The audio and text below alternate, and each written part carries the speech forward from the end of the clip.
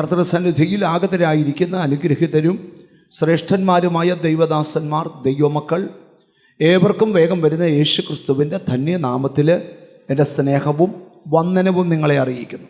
കർത്താവിനെ ആരാധിക്കാനായിട്ട് ഒരു വെനസ്ഡേ കൂടെ ദൈവം നമുക്കിവിടെ തന്നതുകൊണ്ട് ഞാൻ കർത്താവിന് നന്ദി പറയുകയാണ്. അല്പസമയം കൂടെ വചനം പറഞ്ഞിട്ട് നമ്മൾ ഒന്നിച്ച് ദൈവത്തോട് പ്രാർത്ഥിക്കാനായിട്ട് പോവുക. നമുക്ക് പ്രാർത്ഥനയോടെ ആയിരിക്കാം. വിശുദ്ധ ബൈബിൾ തുറക്കാം. സമയങ്ങൾ ഒട്ടും കളയാതെ ദൈവവചനത്തിലേക്കുള്ള ചിന്തകളും നിയോഗങ്ങളെയും നമുക്ക് സ്വീകരിക്കാം. ദൈവത്തിന് സ്തോത്രം. മത്തായി എഴുതിയ സുവിശേഷം 7-ാം അധ്യായത്തിൻ്റെ 11-ാമത്തെ വാക്യമാണ്. വളരെ പരിചിതമായ വാക്യമാണ് ഇന്നത്തെ ധ്യാനത്തിന് തിരഞ്ഞെടുത്തിരിക്കുന്നത്. മത്തായി എഴുതിയ സുവിശേഷം 7-ാം അധ്യായത്തിൻ്റെ 11-ാമത്തെ വചനം. അങ്ങനെ ദോഷികളായ നിങ്ങൾ നിങ്ങളുടെ മക്കൾക്ക് നല്ല ദാനങ്ങളെ കൊടുപ്പാൻ അറിയുന്നുവെങ്കിൽ സ്വർഗസ്ഥനായ നിങ്ങളുടെ പിതാവ് തന്നോട് യാചിക്കുന്നവർക്ക് നന്മ എത്രയധികം കൊടുക്കും. യേശുക്രിസ്തുവിൻ്റെ ഗിരിപ്രഭാഷണം എന്നറിയപ്പെടുന്ന 3 അധ്യായങ്ങളാണ് മത്തായി സുവിശേഷം 5-ാം അധ്യായം, 6-ാം അധ്യായം, 7-ാം വാക്യം. 7-ാമത്തെ അധ്യായം. 1-ാമത്തെ വാക്യത്തിൽ യേശു മലയെ കയറിയെന്ന് തുടങ്ങുന്നു. 8-ാമത്തെ അധ്യായത്തിൽ യേശു മലയിൽ നിന്ന് ഇറങ്ങിയെന്ന് തുടങ്ങുന്നു. അതിനിടയ്ക്കുള്ള 5, 6, 7, 3 അധ്യായങ്ങളാണ് യേശു ക്രിസ്തുവിൻ്റെ ഗിരിപ്രഭാഷണം. 111 വാക്യങ്ങൾ അതിനകത്ത് പറഞ്ഞിട്ടുണ്ട്. 111 വാക്യം ഒരു ജന്മം പ്രസംഗിച്ചാൽ തീരാച്ച ആത്മീയ ആശയങ്ങളുടെ കലവറയാണ്. അതിനകത്തു നിന്നാണ് 7-ാം അധ്യായത്തിൻ്റെ 11-ാമത്തെ വാക്യം ഇന്നത്തെ ധ്യാനത്തിനായി തിരഞ്ഞെടുത്തിരിക്കുന്നത്. ദൈവത്തിന് സ്തോത്രം. 7-ാം അധ്യായത്തിൻ്റെ 5 മുതലുള്ള വാക്യങ്ങൾ അല്ലെങ്കിൽ 7 മുതലുള്ള വാക്യങ്ങൾ വളരെ ശ്രദ്ധേയമായ വാക്യങ്ങളാണ്. ഇവിടെ ഒരു ദൈവ പൈതലിൻ്റെ ജീവിതത്തിൽ അവർ പാലിക്കേണ്ട നിർദ്ദേശങ്ങളാണ് യേശു ഈ 7-ാം അധ്യായത്തിൽ തരുന്നത്. 6-ാം അധ്യായത്തിൽ എങ്ങനെ പ്രാർത്ഥിക്കണം, എങ്ങനെ ഉപവസിക്കണം, എങ്ങനെ ഭിക്ഷ കൊടുക്കണം, എവിടെ നിങ്ങളുടെ നിക്ഷേപം സ്വരൂപിക്കണം, ഇതെല്ലാം കർത്താവ് 6-ാം അധ്യായത്തിൽ പഠിപ്പിക്കുക. 7-ാം അധ്യായത്തിൽ ഇച്ചിരി തീവ്രതയുള്ള കാര്യമാണ് പഠിപ്പിക്കുന്നത്. എല്ലാവർക്കും ഇഷ്ടപ്പെടുമെന്ന് എനിക്കറിയത്തില്ല. കർത്താവ് ആദ്യം പഠിപ്പിക്കുകയാണ്, നിങ്ങൾ ആരെയും വിധിക്കരുത്. ആരെയും വിധിക്കരുത്. വിധിക്കാൻ ഭയങ്കര കൃപയുള്ള ആൾക്കാരുണ്ട്, കർത്താവിൻ്റെ സ്തോത്രം. എന്നാൽ നിങ്ങൾ ആരെയും വിധിക്കരുത്. വിധിച്ചാൽ നിങ്ങളും വിധിക്കപ്പെടും. അടുത്ത പദമാണ്, നിങ്ങൾ ആരെയും അളക്കരുത്. നിങ്ങൾ എന്ത് ചെയ്യരുത്? ആരെയും അളക്കരുത്. യോഗത്തിന് വന്നത് യോഗം കേൾക്കാനാകണം, അളക്കാനാകരുത്. കർത്താവിന് സ്തോത്രം. അപ്പം നിങ്ങൾ വിധിക്കരുത്, നിങ്ങൾ അളക്കരുത്. ഇനി അടുത്ത കേട്ടോണം. സ്തോത്രം. നമുക്ക് സുഖമുള്ള കാര്യമല്ല പറയാൻ പോകുന്നത്. 3-ാമത്തെ വാക്യം, എന്നാൽ സ്വന്തം കണ്ണിൽ സ്വന്തം കണ്ണിലെ കോൽ ഓർക്കാതെ സഹോദരന്റെ കണ്ണിലെ കരട് നോക്കുന്നത് എന്ന് പറഞ്ഞാൽ നീ നിന്റെ കാര്യം നോക്കണം. അപ്പുറത്തിരിക്കുന്നവന്റെ കണ്ണിലെ കരട് തപ്പി പോകുന്നതിന് മുമ്പ് നിന്റെ കണ്ണിൽ കരടുണ്ടോ എന്ന് നോക്കി വെച്ചേ മറ്റുള്ളവനല്ലേ കരട് തപ്പാവൂ എന്ന് പറഞ്ഞാൽ നിന്റെ കാര്യം നോക്കണം, വല്ലവന്റെയും കാര്യം നോക്കരുത്. അടുത്തോടെ വായിച്ചു നോക്കിയ 4-ാമത്തെ വാക്യം, അല്ല സ്വന്തം കണ്ണിൽ കോലിരിക്കുക നീ സഹോദരനോട് നിന്റെ കണ്ണിൽ നിന്ന് കരടെടുത്ത് കളയട്ടെ എന്ന് പറയുന്നത് എങ്ങനെ? നിങ്ങൾ കണ്ടിട്ടില്ലയോ ഈ കണ്ണിൽ കരട് പോയാൽ നമ്മളത് എടുക്കുന്നത് ഇങ്ങനെയുള്ള തുവാലയുടെ ഒരറ്റത്ത് ഇങ്ങനെ പിടിച്ചുകൊണ്ടാണ് കണ്ണിൽ നിന്ന് കരടെടുക്കുന്നത്. അല്ലെങ്കിൽ നോട്ടിൻ്റെ സൈഡ് അല്ലേ, ചിലർ വർഷങ്ങളായിട്ട് ഇങ്ങനെ പിടിച്ചുകൊണ്ട് നടക്കുക കരടെടുക്കാനായിട്ട്. കർത്താവ് പറയാം, ഇവൻ്റെ കണ്ണിൽ കോലായിരിക്കുന്നത്. JCB വന്ന് എടുക്കാൻ പറ്റാത്ത കോലായി ഇവൻ്റെ കണ്ണിൽ. ഇവൻ ഇതുമായിട്ട് നിൽക്കുക. ആരുടെയെങ്കിലും കരടുണ്ടോ? അങ്ങനെ കരട് തപ്പുന്ന വാട്സാപ്പ് യൂണിറ്റൊക്കെ ഉണ്ട്. സ്തോത്രം. കരട് തപ്പുന്നവരുടെ ഗ്രൂപ്പൊക്കെ ഉണ്ട്. പോട്ടെ, ദൈവത്തിന് സ്തോത്രം. ഞാനിതൊന്ന് മനസ്സിലാക്കി തരാനായിട്ട് പറയുക. അപ്പം നീ വല്ലോൻ്റെയും കണ്ണിലെ കരട് തപ്പരുത് എന്ന് പറഞ്ഞ നല്ല മലയാളം, നിൻ്റെ കാര്യം ശരിയാക്കാൻ നീ നോക്ക്, വല്ലോരുടെയും കാര്യം ശരിയാക്കാതെ. സ്തോത്രം. എന്നിട്ട് കർത്താവ് സ്തോത്രം താഴോട്ട് ഇനി ഞാൻ പറഞ്ഞതെല്ലാം പറഞ്ഞ് പ്രസംഗിച്ച് പോയാൽ അത് ആ ഭാഗമായി പോകും പ്രസംഗം. എന്നിട്ട് എല്ലാം കർത്താവ് പറഞ്ഞിട്ട് താഴോട്ട് വന്ന് കർത്താവ് പറയുകയാണ്, നമ്മൾ ചെയ്യേണ്ട 3 കാര്യം, രക്ഷിക്കപ്പെട്ട അന്ന് തൊട്ട് നിത്യതയിൽ എത്തുന്നിടം വരെ നമ്മൾ ചെയ്യേണ്ട 3 കാര്യം 8-ാമത്തെ വാക്യത്തിലുണ്ട്. 3 കാര്യങ്ങൾ ഒരു ദിവസം മുടങ്ങാതെ ചെയ്യണം കേട്ടോ. ദൈവത്തിന് സ്തോത്രം. യാചിക്കുന്ന ഏവന് ലഭിക്കുന്നു, അന്വേഷിക്കുന്നവൻ കണ്ടെത്തുന്നു, മുട്ടുന്നവന് തുറക്കും. 3 കാര്യം നമ്മൾ മരിക്കുന്നിടം വരെ ചെയ്തുകൊണ്ടിരിക്കണം. 1, പ്രാർത്ഥിച്ചുകൊണ്ടിരിക്കണം. പ്രാർത്ഥിക്കുന്നവനെല്ലാം ലഭിക്കും. 2, അന്വേഷിച്ചുകൊണ്ടിരിക്കണം. അന്വേഷിക്കുന്നവനെല്ലാം കണ്ടെത്തിക്കൊണ്ടേയിരിക്കും. മുട്ടുന്നവനെല്ലാം തുറന്നുകൊണ്ടേയിരിക്കും. 3 കാര്യം ഒരിക്കൽ ചെയ്യേണ്ടതല്ല, എന്നും ചെയ്യണം. എന്തുവാ? എപ്പോഴും പ്രാർത്ഥിക്കണം, എന്നും പ്രാർത്ഥിക്കണം. ബൈബിൾ പറയാം, പ്രാർത്ഥിക്കുന്നവന് ലഭിക്കും. ഞാനൊരു വിശ്വാസം പറയാം, നിങ്ങൾ എന്നോട് നാമയും പറയാമോ? നിന്നെ നിന്ദിച്ചവൻ്റെ മുമ്പിൽ പ്രാർത്ഥിക്കുന്ന നിനക്ക് ലഭിക്കുന്നത്.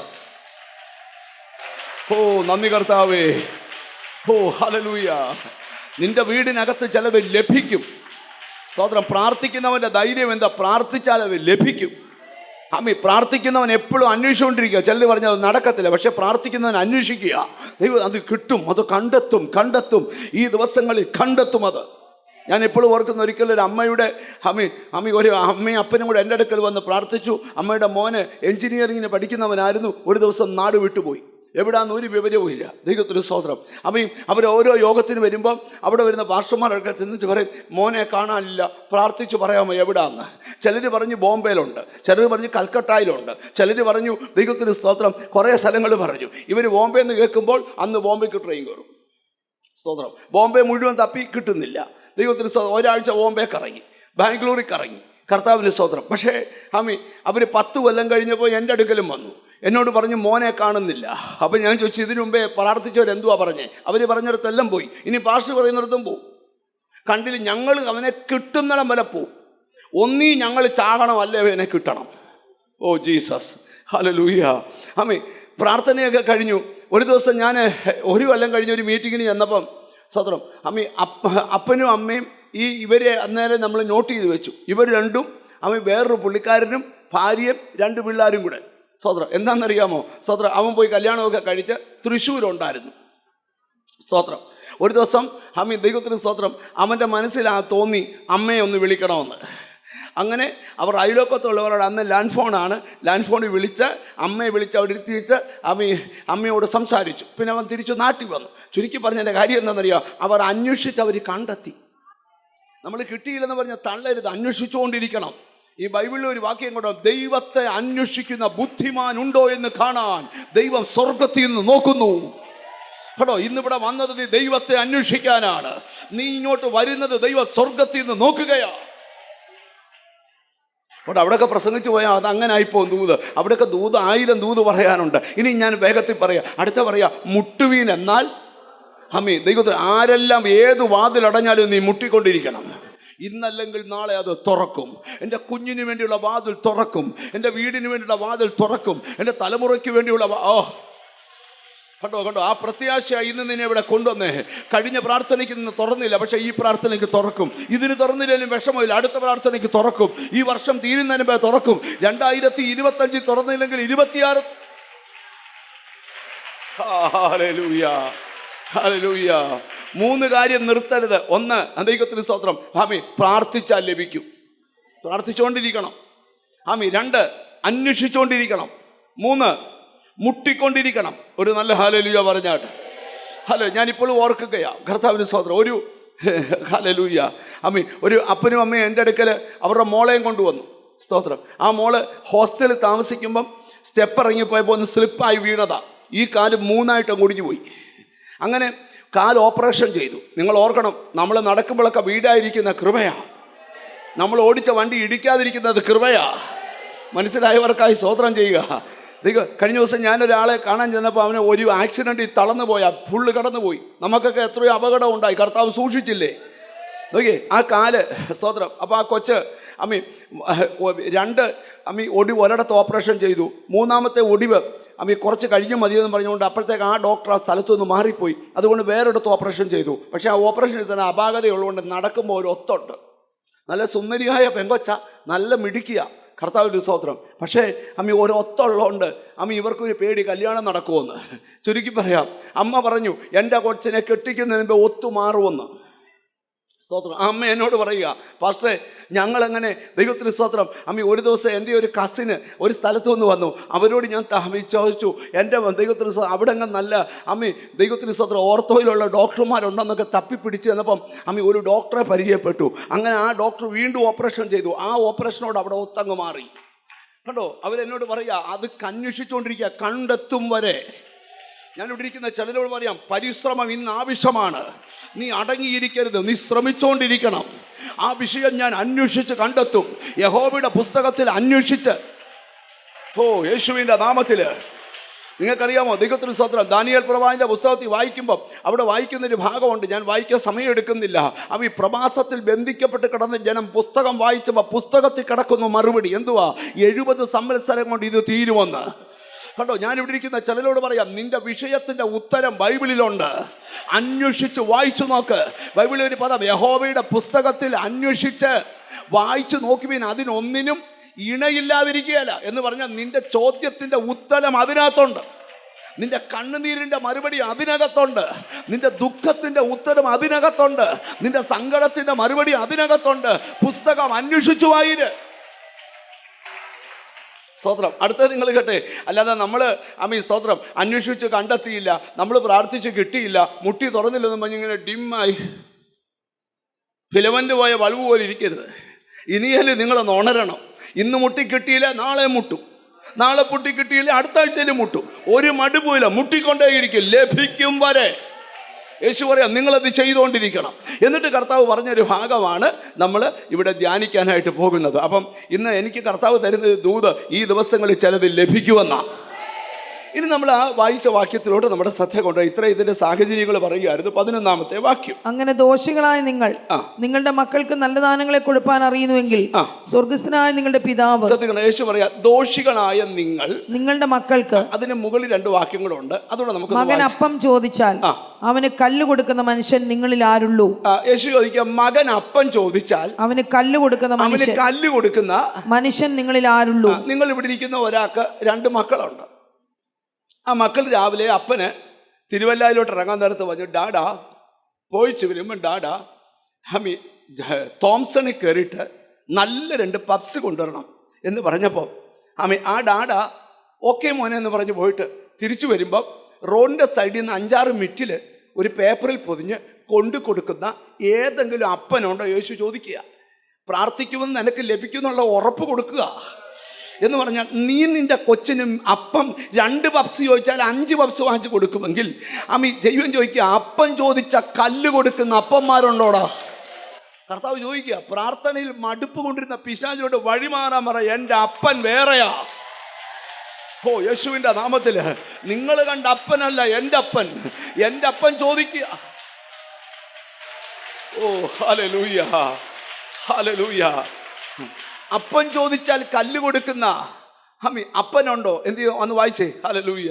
മകൻ അപ്പം ചോദിച്ചാൽ അവന് കല്ല് കൊടുക്കുന്ന മനുഷ്യൻ നിങ്ങളിൽ ആരുള്ളൂ? നിങ്ങൾ ആ ബാക്കി മൊത്തം പഠിച്ചാൽ നിങ്ങളുടെ മനസ്സിൽ കയറാൻ പ്രയാസമാണ്. എന്നാലും നിങ്ങൾ ഇങ്ങനെ പെട്ടെന്ന് വളരെ ലഘുവായ രീതിയിൽ അതൊന്ന് ചിന്തിച്ചേ. കർത്താവിന് സ്തോത്രം. അപ്പൻ ചോദിച്ചാൽ അവന് കല്ല് കൊടുക്കുന്ന മനുഷ്യൻ നിങ്ങളിൽ ആരുള്ളൂ? ആരുണ്ട്?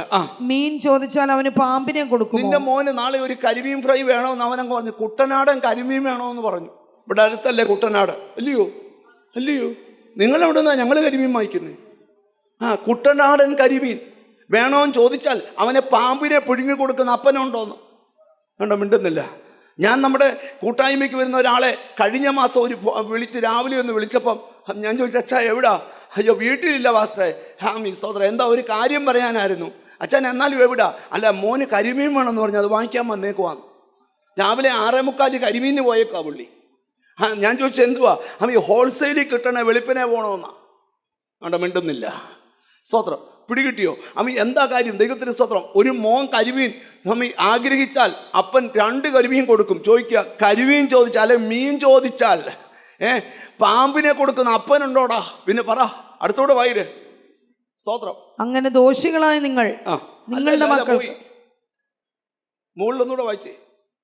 മകൻ അപ്പം ചോദിച്ചാൽ അവന് കല്ല് കൊടുക്കുന്ന മനുഷ്യൻ നിങ്ങളിൽ ആരുള്ളൂ? മീൻ ചോദിച്ചാൽ അവന് പാമ്പിനെ കൊടുക്കുമോ? അങ്ങനെ ദോഷികളായ നിങ്ങൾ നിങ്ങളുടെ മക്കൾക്ക് നല്ല ദാനങ്ങളെ കൊടുപ്പാൻ അറിയുന്നെങ്കിൽ ഇതെല്ലാം നീ കൊടുക്കുമെങ്കിൽ. അടുത്ത പദവാസത്തിൽ ഇത്രയും കേട്ട ചിരിയും കേട്ടോണം. കൊടുത്താൽ ദോഷികളായ നിങ്ങൾ നിങ്ങളുടെ മക്കൾക്ക് നല്ല ദാനങ്ങളെ കൊടുപ്പാൻ അറിയുന്നു എങ്കിൽ ആ പദം അറിയുന്നു എങ്കിൽ സ്വർഗസ്ഥനായ നിങ്ങളുടെ പിതാവ് തന്നോട് യാചിക്കുന്നവർക്ക് നന്മ എത്രയധികം കൊടുക്കും. ഓ കണ്ടോ, ഞാൻ ഇവിടെ ഇരിക്കുന്ന ഇന്ന് പകൽ അറിഞ്ഞു തരാൻ പോവാ ചിലത്. എൻ്റെ അപ്പൻ അറിയുന്ന അപ്പനാ. നീ എന്തിനാ ഇവിടെ വന്നേ? നീ ഇവിടെ വന്നതിൻ്റെ ആഗ്രഹം? അതെൻ്റെ അപ്പൻ അറിയുന്നു. നിങ്ങൾക്ക് ഒരു ബൈബിളിലെ ഒരു മർമ്മം അറിയോ? ഈ കർത്താവ് ഈ 6-ാം അധ്യായത്തിൽ യേശു ഗിരിപ്രഭാഷണത്തിലെ പ്രാർത്ഥനയെക്കുറിച്ച് യേശു പഠിപ്പിച്ച ഒരു ഭാഗമുണ്ട്.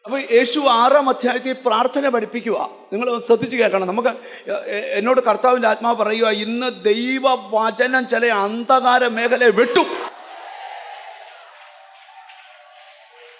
ചിലതിനെ മുറിച്ചു മാറ്റും, ചില നിന്റെ ലൈഫിനെയുമായി വന്ന കണക്റ്റായ ചില കണക്ഷൻ ഇന്ന് ഹോളി സ്പിരിറ്റ് റിമൂവ് ചെയ്യും. ഞാനൊരു മർമ്മം നിന്നോട് പറയാം. തമ്പുരാൻ ചിലതിനെ മുറിച്ചാൽ പിന്നെ ഒരിക്കലും ഇങ്ങോട്ട് അവൻ എൻട്രി ഇല്ല.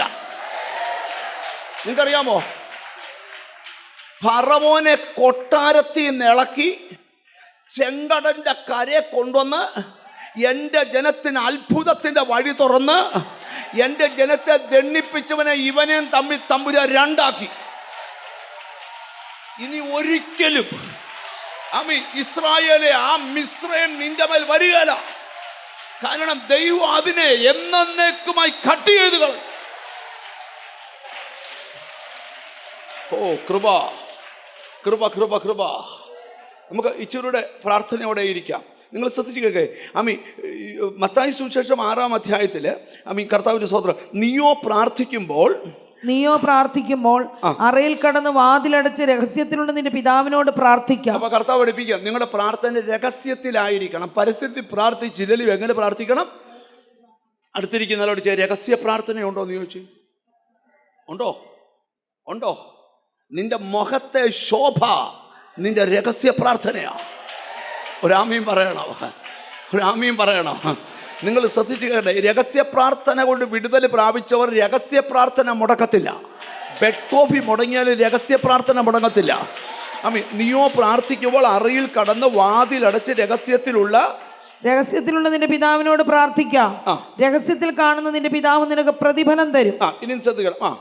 പ്രാർത്ഥിക്കയിൽ നിങ്ങൾ ജാതികളെ പോലെ ജൽപ്പനം ചെയ്യരുത്. പ്രാർത്ഥിക്കുമ്പോൾ നിങ്ങൾ ഇങ്ങനെ ജാതികളെ പോലെ ചുമ്മാ ഇരുന്ന് ജൽപ്പനം ചെയ്തുകൊണ്ടിരിക്കരുത്. 1001 പ്രാർത്ഥന, 4001 പ്രാർത്ഥന, 200 പ്രാവശ്യം ഉരുവിട്ട് പ്രാർത്ഥിക്കുക, 400 അങ്ങനെ നിങ്ങൾ ജാതികൾ ചെയ്യുന്ന അത്. നിങ്ങൾ യേശുവിൻ്റെ നാമത്തിൽ അത്ഭുതം 100 പ്രാവശ്യം പറയും, അത്ഭുതം നടക്കും. യേശുവിൻ്റെ നാമത്തിൽ വിടുതൽ 200 പ്രാവശ്യം എന്ന് പറയും, അത്ഭുതം നടക്കും. 1000 പ്രാവശ്യം ഇങ്ങനെ പറഞ്ഞുകൊണ്ടിരിക്കരുത്. ഇത് വേറെ വഴി കൂടെ പോകും പ്രാർത്ഥന. അത് വരാതിരിക്കാൻ യേശു പറയുകയാണ്, നിങ്ങൾ ജാതികളെ പോലെ പോയിരുന്ന് 1001 മന്ത്രം, 4001 മന്ത്രം, 3001 മന്ത്രം ഒന്നും നീ ജപിച്ചുകൊണ്ടിരിക്കരുത്. ചിലരൊക്കെ വാട്സാപ്പിൽ മെസ്സേജ് അയക്കും. ഈ മെസ്സേജ് അടുത്ത 45 മിനിറ്റിനുള്ളിൽ 110 പേർക്ക് ഇട്ടുകൊടുത്തില്ലെങ്കിൽ നിന്റെ കുടുംബത്തിൽ നാശം വരും. മാത്രമല്ല, ഇതിനെ ചോദ്യം ചെയ്താൽ നിന്റെ കുടുംബം കീറിക്കളയും. ധൈര്യമായിട്ട് ചോദ്യവും ചെയ്യാം, ധൈര്യമായിട്ട് ഡിലീറ്റും ചെയ്യാം. മിണ്ടുന്നില്ല. അവൻ്റെ പുസ്തകത്തിലെ വാക്യമല്ല നിന്റെ കയ്യിലെ വാക്യം. ഒരാമയും വരുന്നില്ല. ഈ നമ്മളെ പഠിപ്പിച്ചു വെച്ചേക്കുന്ന കുറേ മാമൂലുകളുണ്ട്, അതെല്ലാം ഒന്ന് പൊട്ടുന്നത് നല്ലതാണ്. ചിലരൊക്കെ പറയും ഒരു താഴ്ചയുണ്ട്, ഒരു ഉയർച്ചയുണ്ട്. അതും യോഹന്നാന്റെ സുവിശേഷത്തിലെ വാക്യമൊന്നുമല്ല, അതിനെ വല്യപ്പന്മാർ പറഞ്ഞ കാര്യമാണ്. മിണ്ടുന്നില്ല. പോട്ടെ, ഞാനതൊന്നും പറഞ്ഞ് വിഷമിപ്പിക്കുന്നില്ല. ദൂതിലോട്ട് വരാം. നമുക്ക് ഇച്ചിരിയുടെ ഗഹനമായിട്ടൊന്ന് ശ്രദ്ധിക്കാം. ദൈവത്തിന് സ്തോത്രം. നിങ്ങൾ ജാതികളെ പോലെ എന്ത് ചെയ്യരുത്?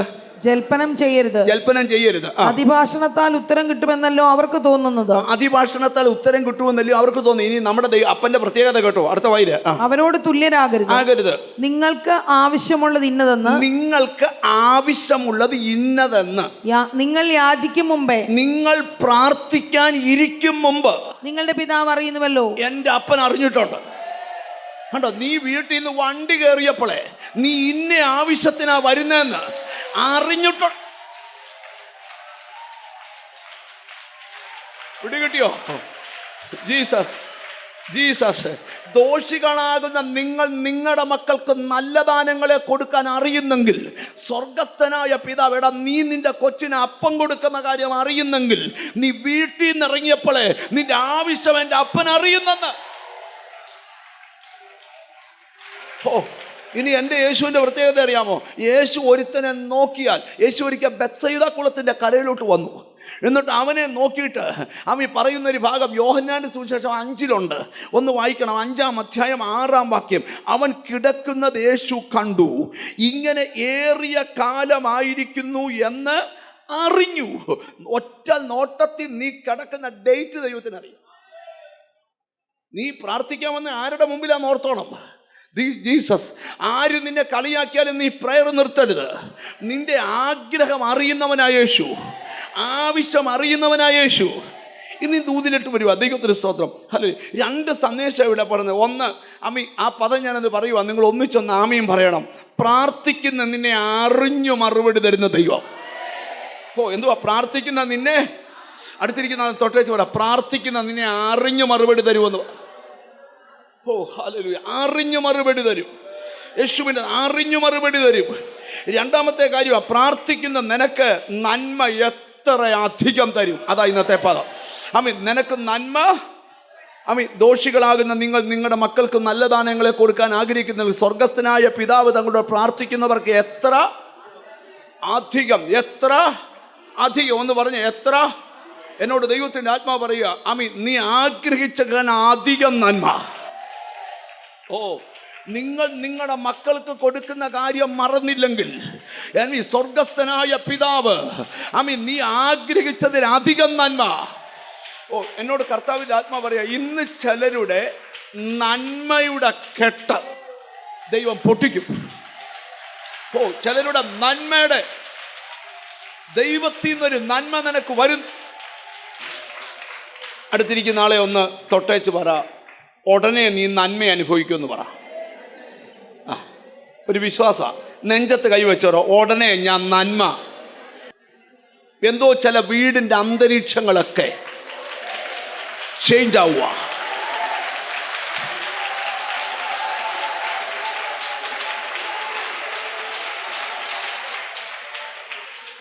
നമ്മൾ അല്പം കൂടെ പ്രാർത്ഥിച്ചുകൊണ്ടിരിക്കണം. എന്നോട് ദൈവത്തിൻ്റെ ആത്മാവ് പറയുക, നീ നന്മ അനുഭവിക്കാനുള്ള ആ ഒരു സമയമായിരിക്കുക. മനുഷ്യനിൽ നിന്നുള്ള നന്മയല്ല. ജീസസ്. ഈ ചിലരൊക്കെ നമ്മളോട് പ്രാർത്ഥിക്കാൻ വരുമ്പം ചോദിക്കൊരു ചോദ്യമാണ്, ഞാൻ മരിക്കുന്നതിന് മുമ്പേ ഒരു നന്മ അനുഭവിക്കാൻ പറ്റുമോ പാസ്റ്ററേ? എന്നോട് ചോദിച്ച ചോദ്യമാണ് പറയുന്നത്. ഞാൻ മരിക്കുന്നതിന് മുമ്പേ ഒരു നന്മ. അടുത്തൊരു ചോദ്യമാണ്, ഞാൻ അനുഭവിക്കേണ്ട നന്മ എവിടാ കിടക്കുന്നത്? അമേരിക്കയിലാണോ, ലണ്ടനിലാണോ? മറുപടി തരാൻ പോവാ. എല്ലാവർക്കും ഓരോരുത്തരോടും പ്രവചിക്കാൻ പോവാ. ഇറ്റലിയിലാണോ? ബൈബിളിൽ കൂടെ ആദ്യം ദൂത് പറയാം. നിങ്ങൾക്ക് ആഗ്രഹമുണ്ടോ നിങ്ങൾ അനുഭവിക്കേണ്ട നന്മ എവിടാ കിടക്കുന്നതെന്ന് അറിയാൻ ആഗ്രഹമുണ്ടോ? ഇപ്പം എല്ലാവരും അങ്ങ് ഡൗൺ ആയിപ്പോയല്ലോ. ഞാൻ കുരുക്കി ചോദ്യമല്ല ചോദിച്ചേ. നിങ്ങൾ അനുഭവിക്കേണ്ട നന്മ എവിടുന്നാ കിടക്കുന്നതെന്ന് ബൈബിളിൽ അറിയാൻ താല്പര്യമുണ്ടോ? എന്നാൽ യെശയ്യാപ്രവചനം എടുക്കുക, 1-ാം അധ്യായം എടുക്കുക. 18 19 നിങ്ങൾ മനസ്സ് വെച്ച്, നിങ്ങൾ 19, നിങ്ങൾ മനസ്സ് വെച്ച് കേട്ടനുസരിക്കുന്നെങ്കിൽ, പ്രവചിക്കാം, നിങ്ങൾ മനസ്സ് വെച്ച് കേട്ടനുസരിക്കുന്നെങ്കിൽ ദേശത്തിന്റെ നന്മ അനുഭവിക്കും. ദേശത്തിന്റെ നന്മ നീ അനുഭവിക്കും. അപ്പൊ നന്മ അനുഭവിക്കാനുള്ള വചനം മനസ്സ് വെച്ച് കേട്ട് അനുസരിച്ചാൽ നിന്റെ നന്മ നിന്റെ ദേശത്ത് തന്നെ ഉണ്ട്. വിശ്വസിക്കാമോ? നിന്റെ ദേശത്ത് നന്മയുണ്ട്.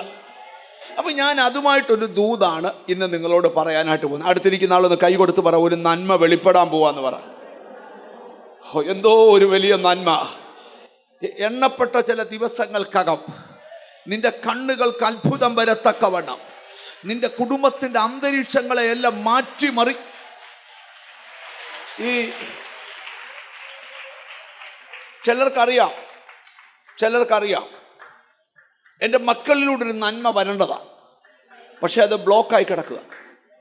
ഞാൻ ഈ മെസ്സേജ് എടുക്കുമ്പം തന്നെ, ലോർഡ്, എന്നിലേക്ക് വരേണ്ട പല നന്മയും പലയിടത്തും നിപ്പുണ്ട്, പക്ഷെ അത് റിലീസാകുന്നില്ല. എന്നോട് കർത്താവ് പറയും, ഇന്ന് ദൂത് പറയുമ്പോൾ നിനക്കും വിടുതല. ആ നന്മയെല്ലാം റിലീസാകും. ദൈവം ഒരുക്കിയ നന്മ. ഇനി ഞാൻ ദൂതിലോട്ട് വരിക. ചിലരെ നോക്കി പ്രവചിക്കുക, ദൈവം നിനക്ക് നന്മ ചെയ്യാൻ സമയമായി. എസെക്കിയേൽ പ്രവചനം എടുക്കുക. എസെക്കിയേൽ പ്രവചനം 36-ാം അധ്യായം 11-ാമത്തെ വാക്യം വായിക്കാം. എസെക്കിയേൽ 36:11. ഞാൻ നിങ്ങളിൽ മനുഷ്യരെയും മൃഗങ്ങളെയും വർദ്ധിപ്പിക്കും, അവർ പെരുകി സന്താനപുഷ്ടിയുള്ളവരാകും. ഞാൻ നിങ്ങളിൽ പണ്ടത്തെ പോലെ ആളെ പാർപ്പിക്കും, നിങ്ങളുടെ അവിടെ തൊട്ട് ആദികാലത്തുണ്ടായിരുന്നതിനേക്കാൾ വായിക്കണം. അത് ആ വാക്യത്തിന്റെ പകുതിയാണ്, ശ്രദ്ധിക്കണം. നിങ്ങളുടെ ആദികാലത്തുണ്ടായിരുന്നതിനേക്കാൾ ദൈവം പ്രവചിക്കുക. എസെക്കിയേൽ പ്രവാചകൻ ഒരു ജനതയോട് പ്രവചിക്കുന്ന പ്രവചനമാണ്, നിങ്ങളുടെ ആദ്യകാലത്തുണ്ടായിരുന്നതിനേക്കാൾ അധികം നന്മ ഞാൻ നിങ്ങൾക്ക് ചെയ്യും. ഞാൻ നിങ്ങൾക്ക് ചെയ്യും. മനുഷ്യർ ചെയ്യുന്ന കാര്യമല്ല പറയുന്നത്. നിന്റെ ബുദ്ധിമണ്ഡലത്തിൽ എത്താത്ത ചില കാര്യങ്ങൾ ദിവസങ്ങളിൽ ചെയ്യാൻ പോവാ. ദൈവം നിനക്ക് നന്മ ചെയ്യാൻ പോവാ. നിന്റെ ആദ്യകാലത്തുണ്ടായിരുന്നതിനേക്കാൾ. എന്നോട് ചോദിക്കുക, ഞാൻ ചോദിക്കുക നിങ്ങളോട്, എത്ര പേർക്ക് ഈ ദൂത് നിന്നോടുള്ള ദൂതായിട്ട് ഏറ്റെടുക്കാം? എൻ്റെ ആദ്യകാലത്തുണ്ടായിരുന്നതിനേക്കാൾ അധികം നന്മ. ഇന്ന് വചനം എടുത്തിട്ട് നിവർത്തിച്ചിട്ടാൽ നിങ്ങളാരും ഇവിടെ നിർത്തത്തില്ല. ചിലരോടൊക്കെ പ്രവചിക്കുക, നിന്റെ കഷ്ടകാലത്തിൽ നിന്ന് ഫുൾ സ്റ്റോപ്പ് ഇടുക. നമുക്ക് ആ വാക്യം നമ്മുടെ വാക്യമായിട്ടൊന്ന് ഏറ്റെടുക്കാം. എന്നാലും നെഞ്ചത്തോട് കഴിയുമോ സാറേ, എൻ്റെ ആദ്യകാലത്തുണ്ടായിരുന്നതിനേക്കാൾ അധികം നന്മ യേശു എനിക്ക് ചെയ്യും. അപ്പോൾ ഒരു വെളിപ്പാട് പറയാം, എന്തോ ഈ ദിവസങ്ങളിൽ ദൈവം നിന്റെ ജീവിതത്തിൽ ചെയ്യാൻ പോവാ. എന്തോ ഒരു കാര്യം, നീ ജനിച്ചിട്ട് ഇതുവരെ ഇല്ലാത്തൊരു കാര്യം, നീ രക്ഷിക്കപ്പെട്ടിട്ട് ഇന്നുവരെ ഇല്ലാത്ത ഈ ദിവസങ്ങളിൽ ചിലത് പ്രാപിക്കാൻ പോവുക, ചിലരത് പ്രാപിക്കാൻ പോവുക. സ്തോത്രം, സ്തോത്രം, സ്തോത്രം. ഞാൻ നിങ്ങളോട് പറയാം, വചനം ഏറ്റെടുക്കുന്ന പോലെ ആ വിടുതൽ. കോട്ടയത്ത് എനിക്കൊന്ന് 2 മാസം മുമ്പ് ഒരു 3 ദിവസത്തെ ഫാസ്റ്റിംഗ് പ്രയർ നടന്നു. ഫാസ്റ്റിംഗ് പ്രയറിൻ്റെ സബ്ജക്റ്റ് മനുഷ്യർക്ക് അസാധ്യം ദൈവത്തിനല്ലതാനും. ആ മെസ്സേജിൻ്റെ ഒടുവിലത്തെ സമയം എത്തിയപ്പോൾ ദൈവം സംസാരിച്ചു, അസാധ്യതകൾക്ക് നേരെ എത്ര പേര് പ്രാർത്ഥിക്കുമെന്ന്. ചിലത് അതിനൊരു ചലഞ്ചായി ഏറ്റെടുത്തു. ആ ചർച്ചിൽ സാധുവായൊരു സ്ത്രീ പുറകെ ഇരുന്നുകൊണ്ട് അവർ അസാധ്യതകൾക്ക് നേരെ പ്രാർത്ഥിക്കാൻ തുടങ്ങി. അവരവരുടെ ബൈബിളിനകത്ത് എഴുതിയിട്ടു, എനിക്ക് സ്വന്തമായി സ്ഥലമില്ല, സ്വന്തമായി വീടില്ല, ഈ അസാധ്യതയ്ക്ക് മുമ്പ് ഞാൻ പ്രാർത്ഥിക്കാൻ പോവാ, എനിക്ക് സ്ഥലമുണ്ടാകട്ടെ, വീടുണ്ടാകട്ടെ. അവരാരും അറിയാതെ ചെയ്ത കാര്യമാണ്. ജീസസ് 1 മാസം തികയുന്നതിന് മുമ്പ് ഒരു ആൾ അവർക്ക് സ്ഥലവും സ്വന്തമായി വീടും വാങ്ങിച്ചു കൊടുത്തു. നിങ്ങൾ ശ്രദ്ധിക്കണം, അവർ കോട്ടയം സ്റ്റേജിൽ കയറി സാക്ഷി പറഞ്ഞു, അസാധ്യതകൾക്ക് നേരെ ആര് വചനം സ്വീകരിക്കുന്നോ, ഈ വചനമാണ് അത്ഭുതം. ഓർത്തോളം, ഈ വചനമാണ് എൻ്റെ ലൈഫിനെ തിരുത്തി മറിച്ചത്. ഈ വചനമാണ് എൻ്റെ ലൈഫിനെ ഇളക്കി മറിച്ചത്. പിന്നെ എന്നോട് പെണങ്ങല്ല, നല്ല ദൂത് വരുമ്പോൾ എല്ലാം ഗ്ലോറി പറയും. പിന്നെ നമ്മൾ ഗുണപ്പെടേണ്ട ദൂത് വരുമ്പോൾ അത് നിനക്കാന്നുള്ള മൈൻഡിൽ ഇരിക്കരുത്. നമ്മൾ ഗുണപ്പെടാനുണ്ട്, ഗുണപ്പെട്ടേലേ പറ്റും. ദൈവത്തിന് സ്തോത്രം. ഇവിടെ നിങ്ങൾ ശ്രദ്ധിച്ച് കേട്ടെ, നിങ്ങളുടെ ആദ്യകാലത്ത്, ദൈവത്തിന് സ്തോത്രം, നിങ്ങളുടെ ആദ്യകാലത്തുണ്ടായിരുന്നതിനേക്കാൾ അധികം നന്മ ഞാൻ നിങ്ങൾക്ക് ചെയ്യും എന്ന് പറഞ്ഞാൽ നിങ്ങളുടെ ഫാമിലിയിൽ ഇതുവരെ ഉണ്ടായതിൽ വെച്ചും അധികമായൊരു നന്മ നിനക്ക് വേണ്ടി കർത്താവ് ചെയ്യാൻ പോവുകയാണ്. ഞാൻ യഹോവ എന്ന് നിങ്ങൾ അറിയും എന്ന് പറഞ്ഞാൽ നിങ്ങൾ അറിഞ്ഞു സ്തുതിക്കത്തക്കവണ്ണം ദൈവം എന്തോ നന്മ ചെയ്യാൻ പോവുക. എനിക്ക് ആത്മാവിൽ കാണാം, നീ കേട്ട പ്രവചനം കറക്റ്റാണ്, നീ കണ്ട സ്വപ്നം കറക്റ്റാണ്, നിനക്ക് വെളിപ്പെട്ട വചനം കറക്റ്റാണ്. നീ കണ്ട സ്വപ്നം വെളിപ്പെടാൻ തടസ്സമായി ആ നന്മയോട് വെല്ലുവിളിക്കുന്ന ശത്രു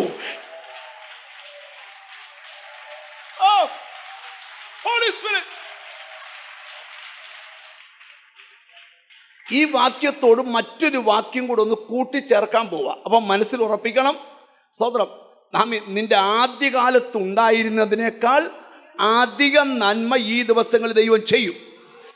ഇന്നിവിടെ നീ വീട്ടിലോട്ട് തിരിച്ചു ചെല്ലുമ്പം പറയണം, എൻ്റെ ആദ്യകാലത്തുണ്ടായിരുന്നതിലും അധികം നന്മ ജീസസ്. ഈ വചനം നിന്റെ വീട്ടിൽ പ്രവർത്തിക്കാൻ പോവുക, നിന്റെ സന്തതി മേൽ പ്രവർത്തിക്കാൻ പോവുക. യേശുവിൻ്റെ ചിലരോടൊക്കെ വചനം ഇടപെട്ട് കഴിഞ്ഞാൽ അവർക്ക് സാഹചര്യം ഒരു വിഷയമല്ല. നിങ്ങളുടെ ആദ്യകാലത്തുണ്ടായിരുന്നതിന് കൃപ കൃപ കൃപ കൃപ കൃപ കൃപ എവിടോ ദൈവശക്തി വ്യാപരിച്ചുകൊണ്ടിരിക്കുന്നു. അപ്പം നിങ്ങൾ ഈ വാക്യം ഒന്ന് ഉറപ്പിക്കാൻ പോവുക. ഈ വാക്യം എന്ത് ചെയ്യുക? വാക്യത്തിൽ കൂടെ ഒന്ന് ഉറപ്പിക്കാൻ പോവുക. എത്ര പേര് എൻ്റെ കൂടെ നിൽക്കാൻ തയ്യാറാ? അപ്പം എൻ്റെ ആദ്യകാലത്തുണ്ടായിരുന്നതിനേക്കാൾ ഞാനൊരു ഇന്ന് നിങ്ങളെ ഈ വാക്യം കാണാതെ പഠിപ്പിച്ചിട്ടേ നിർത്തത്തുള്ളൂ. ഞാൻ കൂടെ പറഞ്ഞത് കാണാതെ പഠിപ്പിക്കാനാ. നിങ്ങളുടെ ആദ്യകാലത്ത് ഉണ്ടായിരുന്നതിനേക്കാൾ അധികം നന്മ ദൈവം നിനക്ക് ചെയ്യും എന്ന് പറഞ്ഞാൽ, മുമ്പ് ഒരിക്കലും നീ അറിഞ്ഞിട്ടില്ലാത്ത നന്മ നിന്റെ വീടിനകത്ത് ചെയ്യും, നിന്റെ കുഞ്ഞിന് വേണ്ടി ചെയ്യും, നിന്റെ തലമുറയ്ക്ക് വേണ്ടി ചെയ്യും, നിന്റെ സഭ. സ്തോത്രം, സ്തോത്രം, സ്തോത്രം.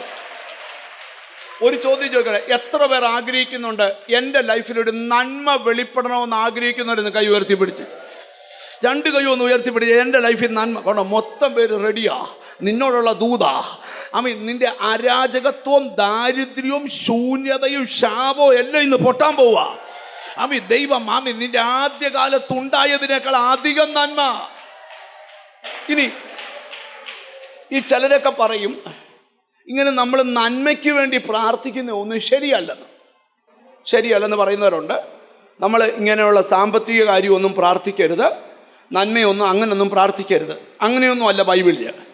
ജ്ഞാനികളിൽ ജ്ഞാനിയായ ശലോമോൻ സഭാപ്രസംഗിയുടെ പുസ്തകം ചമച്ചപ്പം പുള്ളി, സ്തോത്രം, ഒരു കാര്യത്തിന് പുള്ളിക്ക് കിട്ടിയ ഉറപ്പ് പുള്ളി പറയുന്നൊരു ഭാഗമുണ്ട്. സഭാപ്രസംഗിയുടെ പുസ്തകം 8-ാം അധ്യായം 12-ാമത്തെ വചനം ഒന്ന് വായിക്കാം. ദൈവത്തിന് സ്തോത്രം, സ്തോത്രം. പാപി 100 പ്രാവശ്യം ദോഷം ചെയ്യുകയും ദീർഘായുസ്സോടെ ഇരിക്കുകയും ചെയ്യുന്നുണ്ടെങ്കിലും ദൈവത്തെ ഭയപ്പെടുന്ന ഭക്തന്മാർക്ക്, അവിടെ കൊണ്ടാണ് ദൈവത്തെ ഭയപ്പെടുന്ന ഭക്തന്മാർക്ക്. നിങ്ങൾ എന്നെ ഒരു നിമിഷം തല ഉയർത്തി എന്നെ നോക്കി. നിങ്ങൾ ഉലകത്തിൽ ഒന്നിനെയും ഭയപ്പെട്ടില്ലേലും ദൈവത്തെ ഭയപ്പെടണം. ദൈവഭയം ഒരു ദൈവവേദന വേണം. ഇപ്പോഴത്തെ ജനറേഷന് ഒരു കുഴപ്പമുണ്ട്. ദൈവം പോക്കറ്റിലാണ്, നമ്മൾ എന്തോ ചെയ്താലും കുഴപ്പമില്ല, കർത്താവ് ദീർഘക്ഷമ ക്ഷമിച്ചോളും, ഗ്ലോറി വിക്ടറി. ഇതാ നിന്റെ ഗതികേട്. പണ്ടൊക്കെ നിങ്ങൾക്കറിയോ, ജനത്തിന് ദൈവഭയം ഉണ്ടായിരുന്നു. ദൈവദാസന്മാരെ കാണുമ്പോൾ ഭയപ്പെടുമായിരുന്നു. ഇന്നോ വിശ്വാസിയെ ഭയപ്പെട്ട ഉപദേശം നിൽക്കുന്നു. പുള്ളി എന്നാ വിചാരിച്ചാൽ നിനക്കെന്നാ മിണ്ടുന്നില്ല. ചില ഭാര്യയെ പേടിച്ച് ഭർത്താവ് നടക്കുന്ന പോലെ ഇവിടെ ആരുമില്ല. ചില ഭാര്യയെ പേടിച്ച് മിണ്ടുന്നില്ല. പണ്ടൊരാള് ഒരു വലിയ മീറ്റിംഗ് നടന്നു, ഒരു ഭയവും ഇല്ലാത്തവർ എഴുന്നേക്കാൻ പറഞ്ഞപ്പോൾ ഒരാൾ ചാടി അങ്ങ് എഴുന്നേറ്റു. അയാൾ ചാടി എഴുന്നേറ്റപ്പം, സ്തോത്രം, പുള്ളി ചോദിച്ചു, ഒന്നിനെയും പേടിയില്ലയോ? ഒന്നിനെയും പേടിയില്ല. സത്യം പറ. അല്ല, ഭാര്യ ഇച്ചിരി പേടിയ. എന്നെ ശ്രദ്ധിക്കണം. നമ്മൾ മനസ്സിലാക്കേണ്ട ഒരു കാര്യം, ഒരു മനുഷ്യൻ്റെ അകത്ത് നിങ്ങൾ പിശാചിനെ പേടിക്കരുത്, മന്ത്രവാദിയെ പേടിക്കരുത്, നിന്നെ വെല്ലുവിളിക്കുന്ന ശത്രുവിനെ ഒട്ടും പേടിക്കരുത്. നീ ചെയ്യാവുന്നതൊക്കെ ചെയ്തോളാൻ ധൈര്യത്തോടെ പറയണം. കാരണം നീ ഭയപ്പെടുന്ന ഒരാളുണ്ട്. ഭയത്തോടും വിറയലോടും യഹോവയെ സേവിപ്പീൻ. ദൈവ സ്നേഹമാ, കറക്റ്റാ. പക്ഷെ ദൈവത്തെ ഭയപ്പെടണം. ദൈവത്തെ ഭയപ്പെടുന്ന ഭക്തന്മാർക്ക് നന്മ വരുമെന്ന് ഞാൻ നിശ്ചയമായി അറിയുന്നു. ദൈവത്തെ ഭയപ്പെടുന്ന ഭക്തന്മാർക്ക് നന്മ വരുമെന്ന് ഞാൻ നിശ്ചയമായി അറിയുന്നു. ശലോമോൻ പറയാം, ഞാൻ ഒരു കാര്യം അറിയുന്നു, ദൈവത്തെ ഭയപ്പെടുന്നവൻ എന്തോ വരും? നന്മ വരും.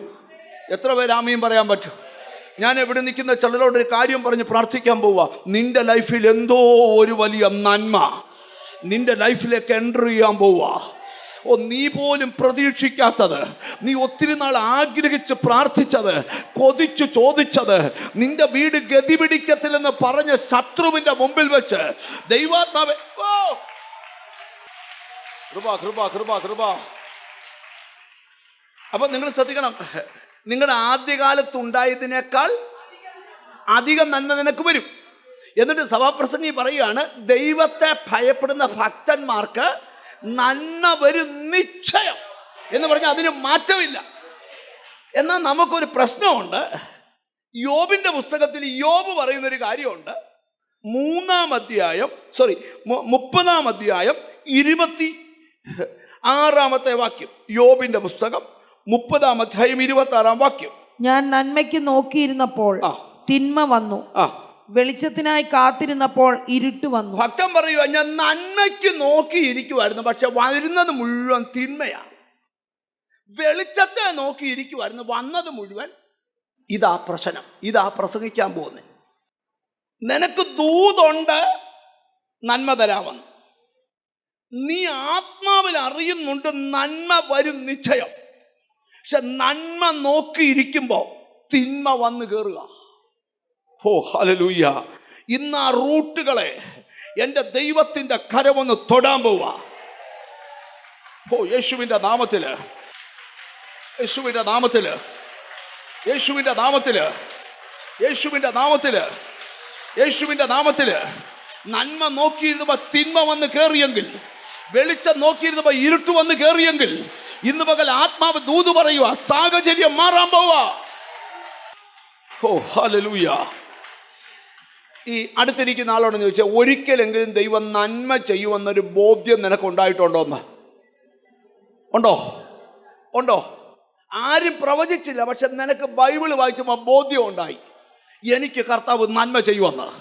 ഞാനിവിടെ ദൂത് പറയുമ്പോൾ ആത്മാവിൽ പറയാം, നിന്റെ അടുക്കൽ വരേണ്ട നന്മ, നീ പ്രാപിക്കേണ്ട നന്മ ഈ ദിവസങ്ങൾ നിന്റെ ജീവിതത്തിലേക്ക് വരും. വിശ്വാസം. സ്തോത്രം. ഈ നന്മ ചെയ്യണേ എന്ന് പറഞ്ഞ് പ്രാർത്ഥിക്കുന്നത് തെറ്റാണോ ശരിയാണോ? എന്തോ കേട്ടോ, പാസ്റ്റർ 3-4 പേരെ പറഞ്ഞുള്ളൂ, ബാക്കി എല്ലാവരും പ്ലാനായി.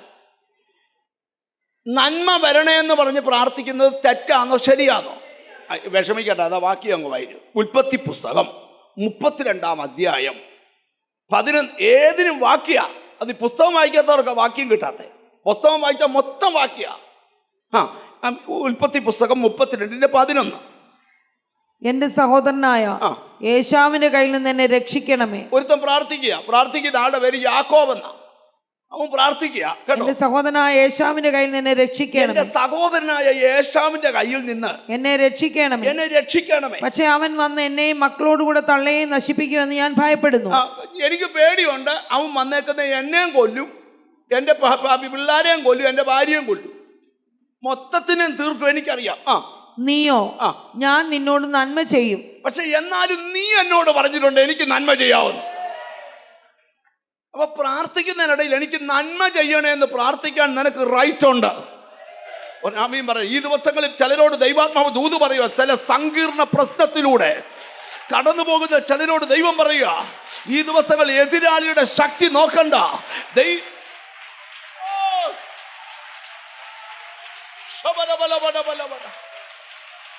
ദൈവം നിനക്ക് നന്മ ചെയ്യാൻ പോവാ, ദൈവം നിന്റെ സന്തതിക്ക് നന്മ ചെയ്യാൻ പോവാ, ദൈവം നിന്റെ കുടുംബത്തിന് നന്മ. ഹല്ലേലൂയ. ദൈവത്തിന് സ്തോത്രം. നീയോ, ഞാൻ നിനക്ക് നന്മ ചെയ്യും, നിന്റെ സന്തതിയെ പെരുപ്പം കൊണ്ട് എണ്ണിക്കൂടാത്ത കടൽക്കരയിലെ മണൽ പോലെ ആക്കുമെന്ന് അരുളി ചെയ്തുവല്ലോ. കർത്താവേ, നീ എന്നോട് പറഞ്ഞിട്ടുണ്ടല്ലോ, ഏശാവ് എന്നെ വലിച്ചു കീറുമെന്നല്ലല്ലോ, എനിക്ക് നന്മ ചെയ്യാമെന്നാണല്ലോ. ഒരു ദൂത് പറയാം, നിന്നെ വലിച്ചു കീറേണ്ട ശത്രു നിനക്ക് നേർക്ക് നേരെ വരുമ്പോഴും ശത്രുവിനെ ബന്ധിക്കണേ നല്ല പ്രാർത്ഥിക്കേണ്ടത്, എനിക്ക് നന്മ ചെയ്യണേ. സ്തോത്രം, സ്തോത്രം. ഇനി വാക്യം എടുത്തിട്ടാലേ ഇപ്പോഴെങ്ങും തീരത്തില്ല. പക്ഷെ ഒരു കാര്യം കൂടെ പറയാം. നമ്മളെപ്പോഴും പിള്ളേരോട് പറയുന്ന ഒരു കാര്യമുണ്ട്, അപ്പനെയും അമ്മയും ബഹുമാനിക്കണമെന്ന് പറയുന്ന ഭാഗത്ത് നമ്മൾ പറയുന്നൊരു വാക്യമുണ്ട്, നിനക്ക് നന്മ ഉണ്ടാകാനും നീ ദീർഘായുസ്സോടിരിക്കാനും നിന്റെ അപ്പനെയും അമ്മയെയും മിണ്ടുന്നില്ല. സ്തോത്രം. കിട്ടിയോ വാക്യം? നിനക്ക് നന്മയുണ്ടാകുവാനും. എഫെസ്യ ലേഖനം 6:2. നിനക്ക് നന്മയുണ്ടാകുവാനും. അപ്പൊ ഈ നന്മ ഉണ്ടാകുന്നതാ. ഇന്ന് പകൽ ചിലർക്കൊക്കെ ചില നന്മ ഉണ്ടാകാൻ പോവാ. നിന്റെ സന്തതിയുടെ ഭാവി വെളിപ്പെടാൻ പോവാ. നിനക്ക് നന്മയുണ്ടാകാനും നീ ഭൂമിയിൽ നിനക്ക് നന്മയുണ്ടാകുവാനും നീ ഭൂമിയിൽ ദീർഘായുസ്സോടിരിപ്പാനും നിന്റെ അപ്പനെ അമ്മയെ ബഹുമാനിക്കുക എന്നത് മതി. സ്തോത്രം. അപ്പൊ നന്മ ഉണ്ടാകാൻ എന്തോ ചെയ്യണം? അപ്പനെ അമ്മ. അങ്ങനെ ഒരു 55 വാക്യം വേണേ എടുക്കാനുണ്ട് ബൈബിളിൽ. പക്ഷെ ഞാൻ ഇപ്പൊ അവിടോട്ട് പോകുന്നില്ല. സ്തോത്രം. യഹോവയുടെ പുസ്തകത്തിൽ അന്വേഷിച്ച് വായിച്ചാൽ നീ ഇപ്പോൾ പ്രാർത്ഥിക്കുന്ന വിഷയത്തിന്റെ മറുപടി അവിടെ ഉണ്ട്. ഒറ്റ കാര്യം കൂടെ പറഞ്ഞ് പ്രാർത്ഥിക്കാം, നിങ്ങൾ എന്നെ ശ്രദ്ധിക്കണം. അപ്പം ഒരു ഭക്തന് നന്മ വരുമെന്ന് നിശ്ചയമാണ്. തിന്മ മുമ്പിൽ വെളിപ്പെട്ട് നിൽക്കുമ്പോൾ പ്രാർത്ഥിക്കുക, കർത്താവേ അങ്ങനല്ലല്ലോ, നന്മ ചെയ്യാമെന്നാണല്ലോ ദൂത്. നിങ്ങൾക്കറിയാമോ, ആ അധ്യായത്തിൽ ദൈവം അവനൊരു നന്മ ചെയ്തു. എന്തുവാ നന്മ? അവൻ്റെ പേരങ്ങ് മാറ്റിയിട്ടു. കൊല്ലാൻ വന്നവൻ ചുംബിച്ചേച്ച് പോയി. അവൻ്റെ പേര് ലോകം അറിയപ്പെടുന്ന പേരായി മാറി. ഞാൻ ഇന്ന് ഈ ദൂത് അവസാനിപ്പിക്കുന്നവർ പറയാം, ദൈവം നിന്നോട് നന്മ ചെയ്യും. നിനക്ക് തിന്മ ചെയ്യുന്നവരും ദോഷം ചെയ്യുന്നവരും നിന്നെ തകർക്കാൻ നിൽക്കുമ്പോൾ പ്രാർത്ഥിക്കുന്ന നിന്നോട് ആ ദൂത്, ദൈവം നിനക്ക് നന്മ ചെയ്യും. ഓ യേശുവിൻ്റെ നാമത്തിൽ, യേശുവിൻ്റെ നാമത്തിൽ. എനിക്കിവിടെ ഇരിക്കുന്ന ചിലരെയൊക്കെ വലിയ പ്രകാശം പോലെ ദൈവം കാണിക്കുക. ദൈവം നന്മ ചെയ്യാൻ പോവുക, നിന്റെ വീടിന് നന്മ ചെയ്യാൻ പോവുക. നീ ഒരിക്കൽ നിനക്ക് ഇതുവരെ ചിന്ത പോലും ഇല്ലാത്ത സ്ഥലത്തുനിന്ന് ഒരു നന്മ നീ നിശ്ചയം ഉറപ്പിക്കണം. ഇന്ന് എനിക്ക് നന്മ വരും, നന്മ വരും, നന്മ വരും. എൻ്റെ ആദ്യകാലത്തുണ്ടായിരുന്നതിനേക്കാൾ അധികം. ഒരു നിമിഷം നിങ്ങൾ എന്നെ ശ്രദ്ധിച്ചേ. ആ തൂണോട് ചേർന്നിരിക്കുന്ന ആൻറ്റി ഒന്ന് കൈവെക്കാവോ? ആ, ഒന്ന് കൈവെക്കിക്കേ. നിന്റെ കുടുംബം ദൈവത്തിൻ്റെ നന്മ അനുഭവിക്കുന്ന ദിവസങ്ങൾ തൊട്ടു മുമ്പിലുണ്ട്. വറ്റിപ്പോയ കിണറിനകത്ത് പുതിയ ഉറവ കണ്ണി തെളിയുന്ന പോലെ നിന്റെ വീടിനകത്ത് പുതിയ ഉറവ തെളിയാൻ പോവാ. ഓ യേശുവിൻ്റെ നാമത്തിൽ. ചില വീടുകളെ നോക്കി ആത്മാവ് പ്രവചിക്കുക. ആ ആൻറ്റിയുടെ നിന്ന് കൈ ഉയർത്തിക്കുക. അതാണ്ട് കണ്ണാടി വെച്ച മഞ്ഞ ഇപ്പോൾ തിരിഞ്ഞു നോക്കിയ ആൻറ്റി. ലോർഡ്, ആഗ്രഹങ്ങൾ പലതും, അലർജികൾ വിട്ടുപോകുന്നല്ലോ. സ്കിന്നുകൾക്കകത്തുനിന്ന് അലർജികൾ മാറിപ്പോവുക. ഇതിനകത്ത് ഭയങ്കര രോഗസൗഖ്യങ്ങൾ നടക്കുക. എന്നോട് ദൈവത്തിൻ്റെ ആത്മാവ് പറയുക, ചില ബ്ലോക്കുകൾ ഇന്ന് പൊട്ടും. ഇതിനകത്ത് ഭയങ്കര ദൈവപ്രവൃത്തി. ചില വീടുകൾക്കകത്ത് നന്മ വരാൻ പോവുക.